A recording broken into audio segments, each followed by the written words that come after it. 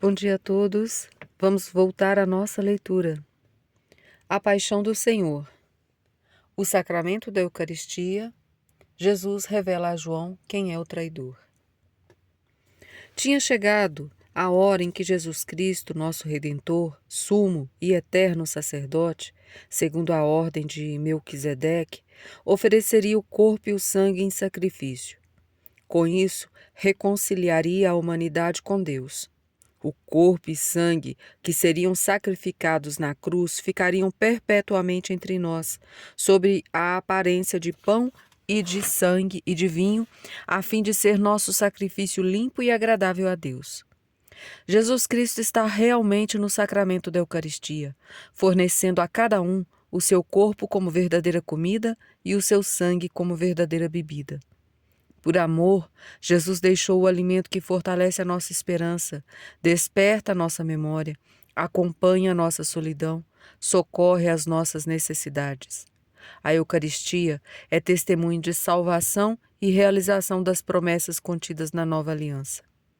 Preocupado com o futuro da Igreja e às portas da paixão e morte, não fazia outra coisa senão rezar e ordenar tudo de modo que nunca faltasse o alimento eucarístico até o final dos tempos.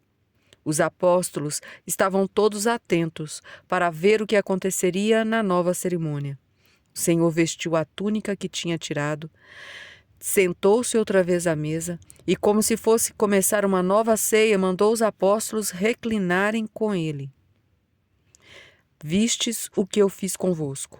Chamai-me, Mestre e Senhor, e dizeis bem, porque eu sou. Se eu, pois, sendo Mestre e Senhor, vos lavei os pés, vós ficais obrigados a fazer o mesmo, com caridade e humildade, por difícil que vos pareça e ainda que vos desprezem. Porque eu dei-vos o exemplo, para que, como eu vos fiz, assim façai vós também. Porque o servo não é mais que o seu senhor, nem o enviado é maior do que aquele que o enviou. Se compreenderdes bem estas coisas, serei felizes e as praticardes. Se as praticardes. O Senhor não perdia nenhuma ocasião para demonstrar a Judas a tristeza que causava a traição. Queria mostrar que não partiria enganado para a morte, mas porque queria. Disse-vos que sereis felizes, mas não digo que todos, porque conheço bem os que escolhi. De qualquer forma, há de cumprir-se a Escritura: o que come à minha mesa há de me trair. Digo isto agora e com o tempo, antes que aconteça, para que, quando o virdes cumprido, acrediteis no que vos disse que sou. Todos olhavam surpreendidos, notando no seu rosto e na sua atitude que faria algo grande e fora do comum. O Senhor tomou o pão ázimo, daqueles que tinha sobrado na primeira ceia. Levantou os olhos ao céu para o seu Pai, para que vissem que dele vinha o poder de realizar uma obra tão grande. Deu graças por todos os benefícios que tinha recebido, e especialmente por aquilo que, naquele momento, realizava por todos. Sagrou o pão com palavras novas, a fim de preparar os apóstolos para a grandiosa novidade. Partiu o pão de modo que todos pudessem comê-lo e consagrou-o com as suas palavras. O pão converteu-se no seu corpo, continuava com aparência e sabor de pão, mas agora era o seu próprio corpo que estava presente. As palavras com que consagrou o pão davam a entender claramente qual era a comida que lhes dava. Tomai e comei. Isto que vos dou é o meu corpo, o mesmo que há de ser entregue na cruz por vós e pela salvação do mundo. Deu a cada um o pão consagrado e todos os tomaram e comeram. Sabiam o que realmente estava acontecendo, porque o Salvador disse com palavras bem claras. Havia sobre a mesa um cálice de vinho misturado com um pouco de água. Tomou o Senhor o cálice em suas mãos, deu graças ao Pai, santificou com uma nova bênção, consagrou-o com suas palavras e aquele vinho converteu-se no seu sangue. Aquele mesmo sangue que corria pelas suas veias estava realmente presente também naquela taça. As palavras com que tinham consagrado o vinho foram tão claras que os apóstolos entenderam bem o que lhes dava a beber. Bebei todos desse cálice, porque este é o meu sangue com que eu confirmo a nova aliança, o mesmo sangue que derramarei por vós na cruz para que vos sejam perdoados os pecados.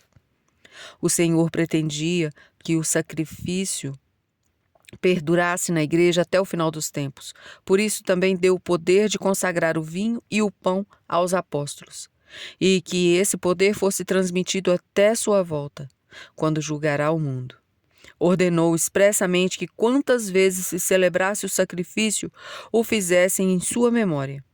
Deixava entre os homens um legado valiosíssimo, o seu corpo e o seu sangue, e todos os tesouros da graça que mereceu com a paixão.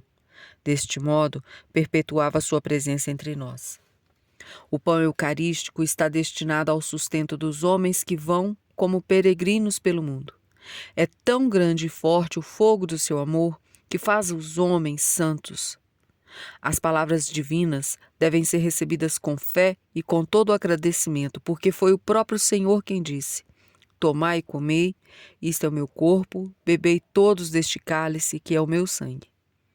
Como poderemos retribuir o grande benefício? Com todo o afeto do coração, dizendo: veja, Senhor, este é o meu corpo, ofereço na dor, na doença, no cansaço, na fadiga e na penitência. Este é o meu sangue, ofereço para a sua glória. Esta é a minha alma, que quer obedecer em tudo à sua vontade. Jesus revela a João quem é o traidor. Depois de tudo isso, o Senhor, ao ver que a morte se aproximava e que Judas persistia na obstinação, entristeceu-se ainda mais e, cheio de angústia, repetiu: em verdade vos digo, um de vós há de me trair. Judas continuou com seu perverso propósito. Não foi suficiente que Jesus Cristo o fizesse ver que conhecia a traição e nem os repetidos apelos. Ele não se comoveu diante do mestre ajoelhado aos seus pés. Continuou conversando e comendo. Judas recebeu até o sacramento do corpo e o sangue do Senhor. Por isso, Jesus, tão perto daquele homem ingrato e obstinado, repetiu oprimido pela tristeza: em verdade vos digo que um de vós há de me entregar. Como não dizia o nome, todos se assustavam e continuavam olhando uns para os outros para ver a quem se referia. A consciência não os acusava, mas acreditavam mais no Senhor do que na própria retidão. Reconheciam que, como homens, podiam facilmente mudar e cair. Com a costumeira impetuosidade, Pedro estava ansioso para descobrir o inimigo, para despedaçá-lo, se pudesse, com suas próprias mãos. Não se atrevia a perguntar diretamente ao Senhor. Por outro lado, não podia suportar mais tempo aquela dúvida. Sabia do carinho especial que o Senhor mostrava por João.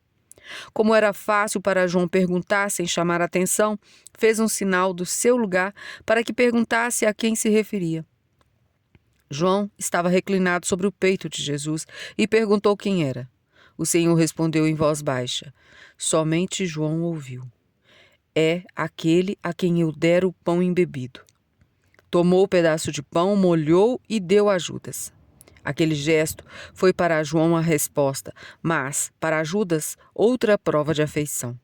Jesus queria abrandar o coração e tentar mudar a perversa intenção do traidor. Porém, aquele que estava fora da graça, por culpa própria, piorava sempre os auxílios que o Senhor fornecia. Judas comeu o pedaço de pão e depois disso Satanás entrou na sua alma. O demônio tinha induzido a que entregasse o mestre, mas agora, se apossando dele com mais força, instigou-o para que executasse imediatamente o plano maligno. O Senhor, ao vê-lo cego e fora de si, disse calmamente: o que queres fazer, faze-o depressa. Ninguém, exceto João, entendeu o verdadeiro sentido das palavras. Imaginaram uma vez que Judas tinha o seu cargo a seu cargo a bolsa e os gastos comuns, que o Senhor o mandava comprar alguma coisa ou dar algo aos pobres, como de costume. O Senhor não o aconselhava para que fizesse uma maldade tão grande. Pelo contrário, mostrava que conhecia sua intenção. O desejo de padecer por amor era infinitamente maior que o ódio e o desejo que Judas tinha de entregá-lo. Por isso não o impediu. Logo que Judas comeu o bocado e ouviu o que o Senhor dizia, movido por Satanás, saiu imediatamente da sala e daquela casa onde estava Jesus, para nunca mais voltar para junto dele. Era noite quando Judas saiu. Próxima leitura, Jesus despede-se de sua mãe. Curtam esse áudio se os senhores acharem digno de curtir e compartilhem para que outros aproveitem esta época de Quaresma. A todos os senhores, salve Maria.